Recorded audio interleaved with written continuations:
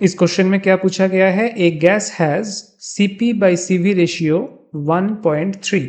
अगर इसका atomic weight है x ग्राम सपोज, देन इसका मॉलिक्यूलर वेट क्या होगा, that is your question. Atomic weight और मॉलिक्यूलर वेट में डिफरेंस क्या है। सपोज अगर आप एक मोनो एटॉमिक गैस के बारे में बात कर रहे हो, in that case molecular weight होगा exactly equals to atomic wait.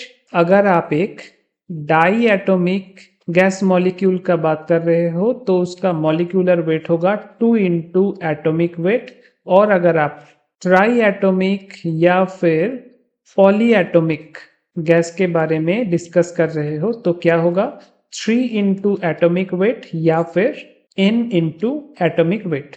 तो आपको यहाँ पे वही बताना है अल्टीमेटली कि ये मोनो एटॉमिक गैस है या डाई एटॉमिक गैस है या फिर ट्राई एटॉमिक या पॉली एटॉमिक गैस है। आप कैसे निकालोगे, सबके लिए आपको ये जानना पड़ेगा कि Cp/Cv रेशियो किसका कितना होता है और आपके पास जो गिवन Cp/Cv रेशियो है वो किसके साथ मैच कर रहा है। इसको हम क्या बोलते हैं, गामा बोलते हैं। गामा साइन से इसको डिनोट करते हैं, लेकिन इसका एक्चुअल नाम जो है दैट इज आइसेंथैल्पिक, मतलब जिसका एंथैल्पी कांस्टेंट रहता है, आइसेंथैल्पिक एक्सपेंशन फैक्टर। इसका और भी नाम है जैसे लैप्लस कोएफिशिएंट, और सबसे आसान जो केमिस्ट्री में यूज होता है that is specific heat capacity ratio. अब यहाँ पे जो आपको दो स्पेसिफिक हीट कैपेसिटी दिया गया है, एक है Cp, दूसरा है Cv। फर्स्ट ऑफ ऑल ये एक्चुअली हीट कैपेसिटी है। There is a difference between heat capacity and specific heat capacity. वो डिफरेंस क्या है, हीट कैपेसिटी का डेफिनेशन क्या है। अगर आपको डेफिनेशन अच्छे से आता है तो आप कोई भी चीज को डिराइव कर पाओगे और फिजिकल सिग्निफिकेंस भी आपको समझ में आ जाएगा। हीट कैपेसिटी मतलब अगर आपके पास कोई सब्सटेंस है जिसका टेम्परेचर अभी है T डिग्री सेंटीग्रेड, उसका टेम्परेचर 1 डिग्री बढ़ाने के लिए, मतलब उसको T+1 डिग्री सेंटीग्रेड में ले जाने के लिए आपको बाहर से कितना एनर्जी प्रोवाइड करना पड़ा। सपोज अगर आपको x जूल एनर्जी प्रोवाइड करना पड़ा फॉर दिस प्रोसेस, तो हम क्या लिखेंगे, हीट कैपेसिटी क्या है, C is equals to, heat capacity को हम C से डिनोट करते हैं, C will be equals to x joule per degree centigrade. अब आपने बहुत जगह देखा होगा कि इसका यूनिट जूल पर केल्विन में बोला जाता है, but in case of heat capacity ये दोनों ही सेम है। इसको आप x जूल पर केल्विन भी बोल सकते हो या फिर x joule per degree centigrade भी बोल सकते हो। ये दोनों कैसे इक्वल हो गया, जबकि हमें पता है कि सेंटीग्रेड स्केल के साथ 273 ऐड करने के बाद हमें केल्विन स्केल मिलता है। तो फिर ये दोनों इक्वल कैसे हो गया, इसीलिए इक्वल हो गया कि आप सोच के देखो, ये T डिग्री सेंटीग्रेड को अगर आप केल्विन स्केल में लिखोगे तो क्या हो जाएगा, T+273 केल्विन। अब x जूल एनर्जी बाहर से प्रोवाइड करने के बाद फाइनली इसका टेम्परेचर क्या है, T+1 डिग्री सेंटीग्रेड। इसको भी आप लिखो केल्विन स्केल में तो क्या होगा, T+1+273 केल्विन, यानी कि T+274 केल्विन। अब आप माइनस कर दो, T+274 केल्विन से, T+274 केल्विन से अगर आप T+273 केल्विन को सब्सट्रैक्ट करते हो तो फाइनली क्या आता है, 1 केल्विन आता है। मतलब इंक्रीज या डिक्रीज के मामले में 1 डिग्री सेंटीग्रेड भी जो है that is equivalent to 1 kelvin. And इसीलिए हीट कैपेसिटी को आप x joule per degree centigrade में भी लिख सकते हो या फिर x जूल पर केल्विन में भी लिख सकते हो। ये हो गया आपका हीट कैपेसिटी। अगर ये हीट कैपेसिटी कांस्टेंट प्रेशर में आपने मेजर किया तो इसको हम बोलेंगे Cp, और अगर ये हीट कैपेसिटी आपने कांस्टेंट वॉल्यूम में मेजर किया तो हम बोलेंगे Cv। अब आते हैं स्पेसिफिक हीट कैपेसिटी में। हीट कैपेसिटी का यूनिट क्या है, unit of heat capacity is joule per degree centigrade या फिर जूल पर केल्विन। स्पेसिफिक वर्ड अगर किसी क्वांटिटी के पहले लगा हुआ है उसका मतलब फॉर 1 ग्राम मास, मतलब हीट कैपेसिटी समझाने के वक्त मैंने जो सब्सटेंस का मास को इग्नोर किया था, यहां पे उस मास को भी इनकॉर्पोरेट करना पड़ेगा। Suppose x joule energy provide करने पे इसका टेम्परेचर क्या हो गया, 1 डिग्री बढ़ गया। यहाँ पे अगर था T डिग्री सेंटीग्रेड तो यहाँ पे क्या हो गया, T प्लस 1 डिग्री सेंटीग्रेड। मास का कोई चेंज नहीं होगा, m ग्राम। तो अब इसका हीट कैपेसिटी क्या होगा, x बाई m, और यूनिट क्या हो जाएगा, जूल पर डिग्री सेंटीग्रेड पर ग्राम। और इसी को हम बोलेंगे specific heat capacity. This is not only heat capacity, this is specific heat capacity. अब हमें जरूरत क्यों है सीपी और सीवी को समझना, क्योंकि जो सीवी है that is equals to D U by D T. This is for 1 mole. अगर n मोल का हम बात करेंगे तो D U by N D T होगा। u क्या है, u is internal energy. Internal energy of a system, उसको हम u से डिनोट करते हैं। तो du क्या हो जाएगा, du हो जाएगा चेंज इन इंटरनल एनर्जी। और चेंज इन इंटरनल एनर्जी किसके ऊपर डिपेंड करता है, कि सिस्टम का कोई ट्रांसलेशनल मोशन हो रहा है कि नहीं, रोटेशनल मोशन हो रहा है कि नहीं, एंड वाइब्रेशनल मोशन हो रहा है कि नहीं। सिस्टम के ऊपर अगर कोई फोर्स आप अप्लाई कर रहे हो बाहर से, तो उसका ट्रांसलेशनल एनर्जी कितना हो जाएगा चेंज, रोटेशनल एनर्जी कितना चेंज हो जाएगा, वाइब्रेशनल एनर्जी कितना चेंज हो जाएगा। इसके ऊपर डिपेंड करता है चेंज इन इंटरनल एनर्जी, और उसके ऊपर क्या डिपेंड करता है, सीवी। अब आप बताओ, कोई भी एक सिस्टम का डिग्रीज ऑफ फ्रीडम होता है, तो डिग्रीज ऑफ फ्रीडम को हम कैसे लिख सकते हैं, degrees of freedom can be written as 3 into n। ये n क्या है, n है वो सिस्टम कितने एटम से बना हुआ है। अगर हम सल्फर के बात कर रहे हैं जैसे कि S8, तो सल्फर का एक मॉलिक्यूल 8 सल्फर एटम से बना हुआ है, तो उसका डिग्री ऑफ फ्रीडम कितना होगा, 3 इंटू 8 इक्वल्स टू 24। ये होगा उसका total number of degrees of freedom. Normally अगर आपके पास मोनो एटोमिक कोई मॉलिक्यूल होगा, मोनो एटोमिक अगर मॉलिक्यूल है, तो उसका translational, rotational and vibrational motion कितना कितना होता है, हम एक बार देख लेते हैं। ट्रांसलेशनल होगा 3, रोटेशनल होगा 0 एंड वाइब्रेशनल होगा 0। टोटल हो गया, टोटल हमारा फॉर्मूला क्या था, 3n। तो 3 इंटू 1, क्योंकि मोनो एटोमिक मॉलिक्यूल में एक ही एटम रहता है, इसके साथ मैच हो गया।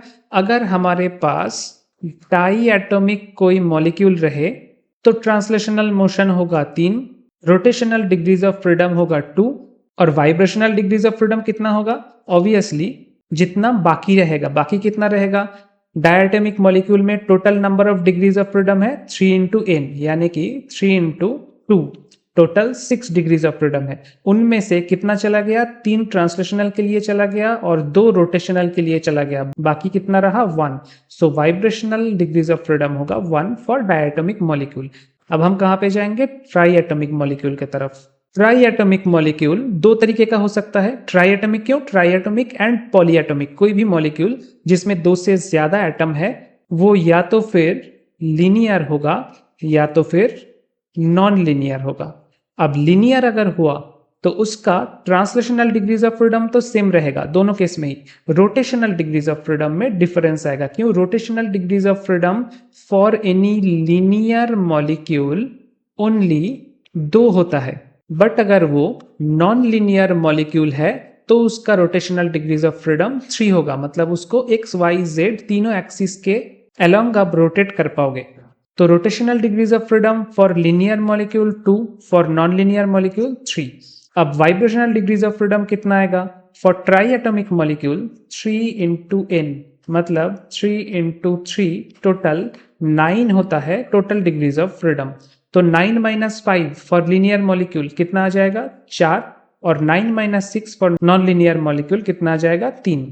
बाकी क्या रहा, पॉलीएटॉमिक मॉलिक्यूल, उसको एक बार देख लेते हैं। पॉलीएटॉमिक मॉलिक्यूल का भी 2 केस होगा, linear and non linear. Polyatomic molecule के लिए ट्रांसलेशनल डिग्रीज ऑफ फ्रीडम दोनों केस में 3 आएगा, लीनियर के लिए rotational degrees of freedom 2, non linear के लिए 3। और वाइब्रेशनल डिग्रीज ऑफ फ्रीडम कितना होगा 3n माइनस 5 यहाँ पे, और यहाँ पे 3n माइनस 6।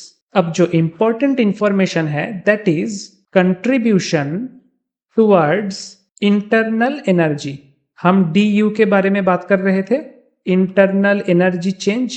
अब इंटरनल एनर्जी का चेंज कितना होगा for each translational degrees of freedom का change, answer is RT/2। Rotational degrees of freedom का जितना भी चेंज हो रहा है, for each rotational degrees of freedom contribution कितना होगा इंटरनल एनर्जी की तरफ, RT/2। और for each change of vibrational degrees of freedom, यहाँ पे थोड़ा सा प्रॉब्लम है, नॉर्मली बहुत ही कम यानी कि 0.2 R चेंज होता है एट नॉर्मल टेम्परेचर, मतलब at 25 degree centigrade room temperature, लेकिन इसको हम इक्विवेलेंट टू नो कंट्रीब्यूशन ऐसे हम मानते हैं, no contribution from vibrational degrees of freedom. और ये कब है, at normal temperature 25 degree centigrade. अगर हायर टेम्परेचर हुआ तो क्या होगा, हायर टेम्परेचर में ये जनरेट करेगा RT, यहाँ पे भी T होगा सॉरी, तो ये जनरेट करेगा RT एट हाई टेम्परेचर। तो हम तो हाई टेम्परेचर के बारे में नहीं बात कर रहे हैं, so this will be the criteria we have to remember.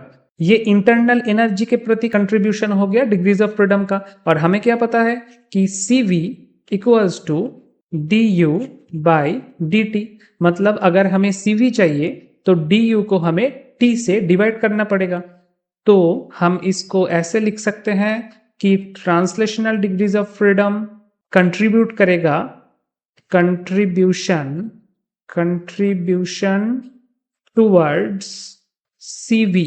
Translational degrees of freedom कितना करेगा, R/2। पहले क्या था, यहाँ पे आप देखो, यहाँ पे था RT/2। अब RT/2 को अगर आप टेम्परेचर से डिवाइड करोगे तो क्या आएगा, R/2।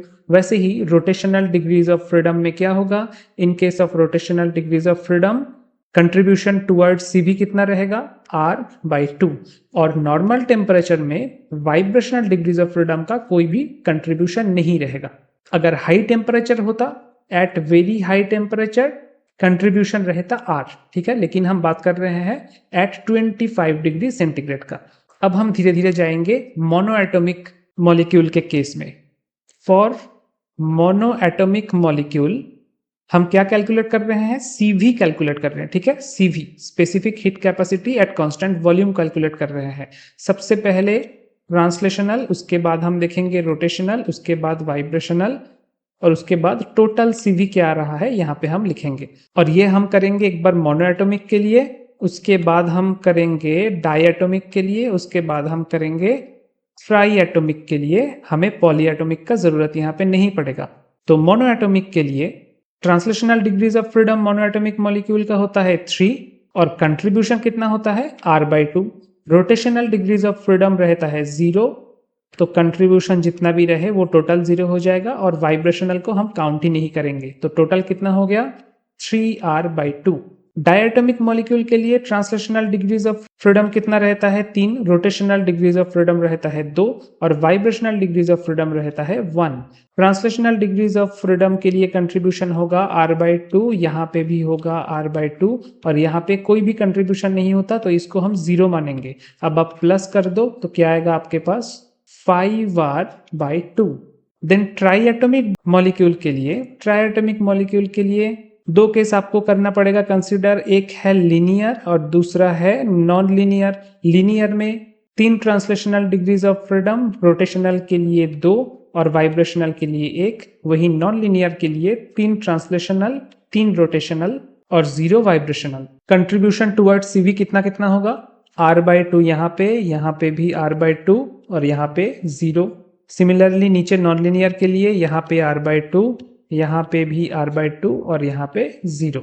सो लीनियर के लिए क्या आएगा, टोटल CV, इसको मैं अलग कलर से लिखता हूँ, 5R/2, और नॉन लीनियर के लिए क्या आएगा, 3R। तो आप देखो मोनोएटॉमिक के लिए CV का वैल्यू कितना आया था, हम CV का वैल्यू कैलकुलेट कर रहे थे। मोनोएटॉमिक के लिए आया था 3R/2, ठीक है। डाईएटॉमिक के लिए आया था 5R/2, ट्राईएटॉमिक लीनियर के लिए आया है 5R/2, और ट्राईएटॉमिक नॉन लीनियर के लिए आया है 3R। तो ये हो गया हमारे लिए इंपॉर्टेंट डेटा। इसको हम काम में कैसे लाएंगे, CV हमें मिल गया है तो हम CP कैलकुलेट करेंगे।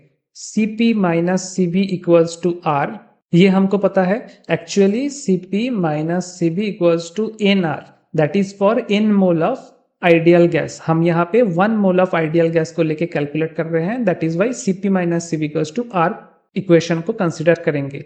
Now for monoatomic gas. हम एक लिस्ट बनाते हैं, Cp का वैल्यू क्या होगा, Cv का वैल्यू क्या होगा और फिर Cp बाई Cv यानी कि गामा, इसका वैल्यू क्या होगा। कैसे हम निकालेंगे, मोनोएटॉमिक गैस के लिए ऑलरेडी हमें पता है Cv का वैल्यू है 3R/2, सो यहाँ पे हम लिखेंगे 3R/2। तो Cp का वैल्यू क्या होगा, obviously Cp minus Cv equals to R। इस इक्वेशन में आप 3R/2 इसको अगर पुट करोगे तो अल्टीमेटली Cp आएगा 5R/2। तो यहाँ पे मैं डायरेक्ट लिख रहा हूँ 5R/2।